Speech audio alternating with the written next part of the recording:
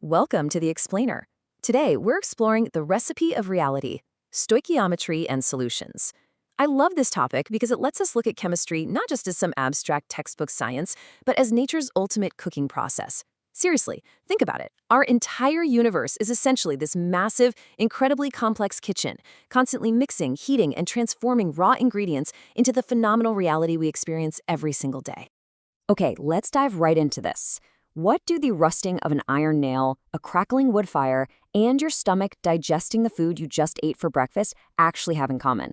Well, they're all perfect examples of a chemical change, or a chemical reaction. In nature, matter is constantly undergoing changes. But during a true chemical reaction, the starting substances, what we chemists call the reactants, are completely converted into entirely new substances called products. You're literally watching nature take old ingredients and bake them into something with a brand new composition and a totally different set of properties. So here's our roadmap for today's explainer. First, the rules of reaction. Then, balancing chemical equations. Third, mastering the mole concept. After that, stoichiometry and limiting reactants, and we'll wrap up with solutions, colloids, and suspensions. Let's kick things off with Section 1, the rules of reaction. Before we can really start mixing ingredients, we absolutely have to understand the non-negotiable laws that govern how chemicals combine. Way back in 1774, Antoine Lavoisier laid down a massive historical discovery, the law of conservation of mass. He stated that matter is neither created nor destroyed during ordinary chemical reactions. This is, without a doubt, the golden rule of nature's kitchen. You get out exactly what you put in. The total mass of your reactants will always perfectly equal the total mass of your products. For instance, if you react 46 grams of mercury with 8 grams of oxygen, you're going to get exactly 54 grams of mercury oxide. Not a single solitary atom just vanishes into thin air. And what's really interesting about this is how it proves nature's recipes are completely fixed. The law of definite proportion tells us that a pure compound is always composed of the same elements combined in a strict definite ratio by mass. Take water, for example. It always has a 1 to 8 mass ratio of hydrogen to oxygen. It totally doesn't matter if you got that water from a rain cloud or scooped it out of a glacier, the recipe never ever changes. And then the law of multiple proportion builds on this, showing that elements can actually combine in different small whole number ratios to form entirely different compounds.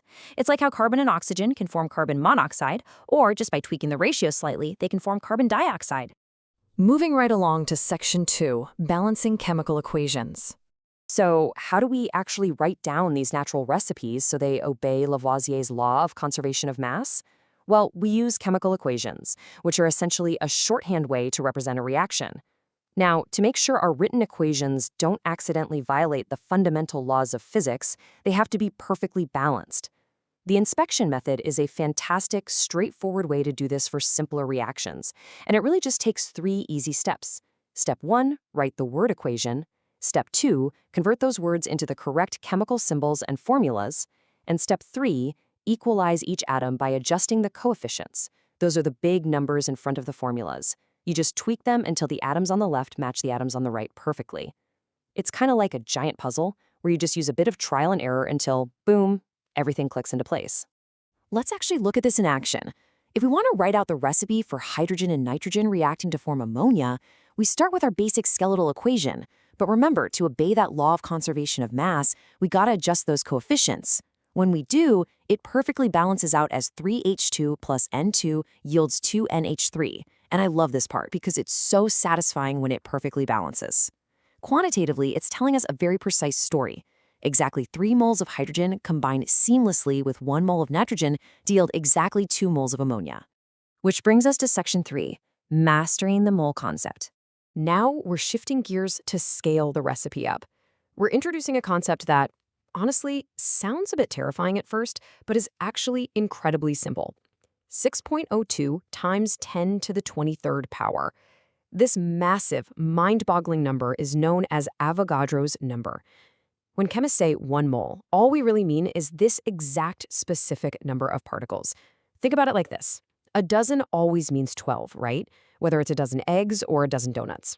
Well, a mole always means 6.02 times 10 to the 23rd atoms, molecules, or ions. It's literally just the scientific version of a baker's dozen, specifically designed to help us count things that are unimaginably tiny. And this brilliantly illustrates why the mole is such a game changer. Because individual atoms are way too small to weigh on their own, the mole concept allows us to connect the micro world of invisible molecules directly to the macro world of grams that we can actually measure on a standard kitchen scale. Take the molar mass of water, which is 18 grams. That means if you pour exactly 18 grams of water into a glass, you are holding exactly 1 mole of water, which, mind you, is exactly 6.02 times 10 to the 23rd molecules of water. It's the ultimate translation tool between the atomic world and our everyday human reality. Let's jump into Section 4, Stoichiometry and Limiting Reactants. We are now stepping into stoichiometry, which is the study of these quantitative relationships. Specifically, we're looking at what happens when our cosmic kitchen runs out of an ingredient.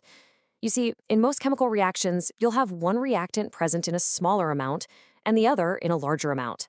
We call the completely consumed ingredient the limiting reactant, and the one with leftovers the excess reactant. The source material uses a fantastic sandwich analogy for this. Let's say you want to make sandwiches, and you have exactly 5 eggs and 8 pieces of bread. Well, those 5 eggs are your limiting reactant. They absolutely dictate and limit the total number of sandwiches you can possibly make, leaving you with excess bread just sitting there on the counter. In chemistry, identifying that limiting reactant tells you exactly when the entire reaction is going to stop dead in its tracks. But here's a quick reality check for you. A chemical reaction almost never gives 100% perfect yield. Because of things like incomplete side reactions or simply losing some material during the process, our actual measured kitchen yield is almost always less than the perfect, calculated theoretical yield. Percentage yield is just a simple formula that compares what we actually got in reality to what we theoretically should have gotten on paper. It's basically a measure of our kitchen's overall efficiency. Finally, Section 5, Solutions, Colloids, and Suspensions. We're shifting from the math of reactions to the final mix, how ingredients actually blend in the physical world. Because when substances blend, they don't always fully react. Sometimes they just mix. But how they mix is utterly fascinating. Not all mixtures are created equal, so the crucial point is it all comes down to particle size. You have solutions, which are perfectly homogeneous. Think of salt fully dissolved in water. The particles never settle, and they don't scatter light. On the other extreme, you have suspensions, like muddy water, where the particles are so large they eventually just settle to the bottom over time. But right in the middle, you have colloids. Colloidal particles are intermediate in size. They don't settle down, but they are just large enough to scatter light and appear cloudy. And that specific light scattering phenomenon, that's known as the Tyndall effect. You know, you are surrounded by colloids every single day without even realizing it. Think about looking up at a cloud in the sky. That is literally a colloid of water dispersed in air. Milk. That's a colloid of fat dispersed in water. Even smoky or foggy air is just a colloidal mixture of dust and soot in the air. What makes colloids so tricky is that they actually have 2 distinct phases, a dispersed phase and a dispersion medium, but they don't separate easily. They brilliantly trick our naked eyes into thinking we're looking at a perfectly uniform substance, when really we are looking at millions of suspended particles scattering light everywhere. And perhaps the most incredible, everyday application of this is the cleansing action of soap. Soaps and detergents are what we call association colloids. Soap molecules are just brilliant little structures. They have a nonpolar water-hating end, called hydrophobic, and a polar water-loving end, called hydrophilic. When you mix soap into water, these molecules group together into these tiny colloidal-sized spheres called micelles. The water-hating ends trap the grease and dirt right in the center, while the water-loving ends face outward, allowing the water to easily wash the whole trapped mess completely away. It's an absolutely incredible feat of molecular engineering, and it's happening right there in your kitchen sink. Which brings us to our final thought for this explainer. Chemistry isn't just a bunch of boring equations in a textbook. It's the fundamental recipe of everything around you. Next time you look up at the clouds, pour a cold glass of milk, or just wash your hands with soap, I want you to ask yourself, are you just seeing a simple, everyday substance, or are you witnessing a complex, perfectly balanced, light-scattering colloidal dance?